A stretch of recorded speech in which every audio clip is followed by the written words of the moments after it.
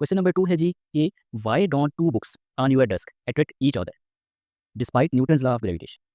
Question में ये कहता है कि न्यूटन लॉ ऑफ ग्रेविटेशन के अकॉर्डिंग दो मैसेज हमेशा एक दूसरे को अट्रैक्ट करते हैं, तो क्यों आपके डाइस या आपके डेस्क के ऊपर पड़ी हुई दो बुक्स एक दूसरे को अट्रैक्ट करते हुए आपको नजर नहीं आती। वेल इसका सिंपल सा आंसर ये है कि जो न्यूटन्स का यूनिवर्सल लॉ ऑफ ग्रेविटेशन है या उसके अकॉर्डिंग ये होता है कि जो फोर्स ऑफ ग्रेविटी है वो डिपेंड करती है, उसका जो मैग्नीट्यूड है वो डिपेंड करता है प्रोडक्ट ऑफ मैसेज के ऊपर। अब अगर आप बुक्स के मैसेज को देखें तो वो इतना कम होता है कि जब आप दो बुक्स के दरमियान फोर्स ऑफ ग्रेविटी कैलकुलेट करेंगे तो वो 0 पॉइंट कुछ मतलब बहुत सारे जीरो लगा के आपको आगे नंबर लिखें, यानी इतनी स्मॉल अमाउंट में होती है कि वो नोटिसेबल ही नहीं होती है।